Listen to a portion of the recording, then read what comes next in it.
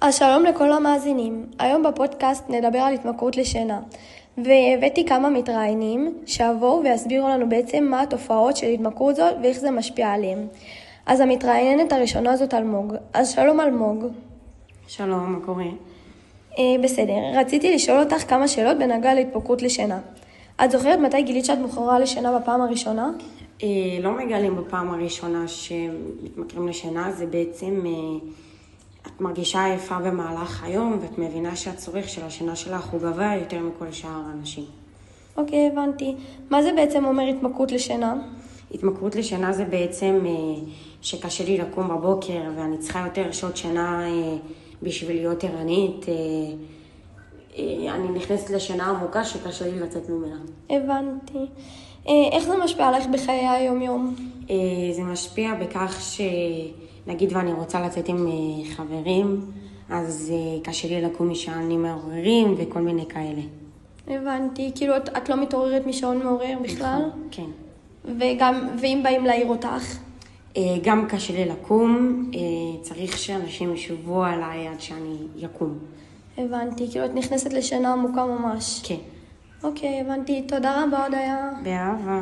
אז הגענו למתראיינת השנייה. היי ליאל, מה קורה? היי יוש, מה נשמע? הבנתי שגם לך יש את התופעה של התמכרות לשינה ורציתי לשאול אותך כמה שאלות. סבבה. מה התסמינים של תופעה זו? ברמת העיקרון, התסמינים זה שאין דבר כזה יום בלי לישון צהריים. חייב לעשות שנץ, בלילה לפחות 10 שעות שינה. אי אפשר בלי שנץ, אי אפשר. אוקיי, הבנתי. האם יש לזה טיפול? ברמת העיקרון לא, אבל רק אם אני מנסה לטפל בזה בעצמי.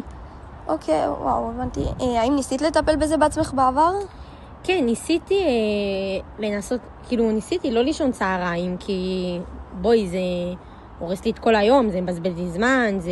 נכון, הרבה שעות ביום. כן, את גם כמה הפוכה וזה, ואז גם זה הורס את הלילה, את השינה בלילה. אבל את עדיין מצליחה לישון הרבה בלילה, כאילו, עם ההתמכרות? כן. אוקיי.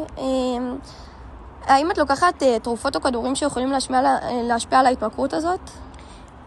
תקשיבי, אני הלכתי לרופאה שלי וזה, ונגיד כאילו היא הביאה לי ריטלין, כי אני צריכה, והריטלין מאוד עושה אותי עייפה ומרדים אותי, אני כאילו... ומה עשית עם זה? את בעצם הפסקת לקחת ריטלין? לא הפסקתי לקחת, אני צריכה לקחת ריטלין, מה לעשות? אז זה כאילו עוד יותר משפיע גם על ההתמכרות וגם עכשיו... כן, בטח. הבנתי. תודה רבה, ליאל. בכיף. אז הגענו למתראיינת השלישית והאחרונה שלנו. מה נשמע, גלי? היי, מה קורה? בסדר, הבנתי שגם את מכורה לשינה? כן, לצערי. אוקיי, האם זה קשור לחוסר שינה, כאילו שהשינה שלך לא מסודרת? חוסר שינה... אני לא חושבת שיש לי חוסר שינה, להפך יש לי עודף שינה.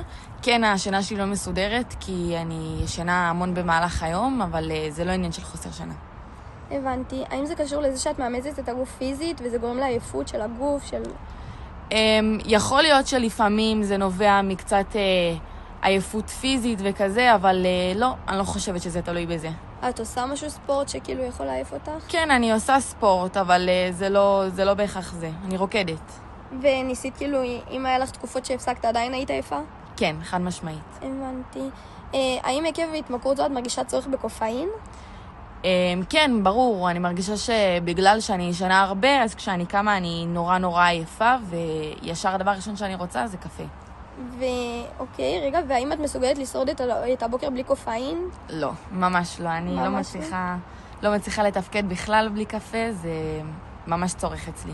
הבנתי, תודה רבה, גלי. בכיף. תודה רבה שהאזנתם לפרק הזה. אני מקווה שחידשתי לכם, שנתתי לכם נקודת מבט שונה, או שאולי גרמתי לכם לחשוב על דברים קצת אחרת. זה נושא שלא תמיד מדברים עליו, ואני שמחה שיכולתי להעלות אותו יחד איתכם.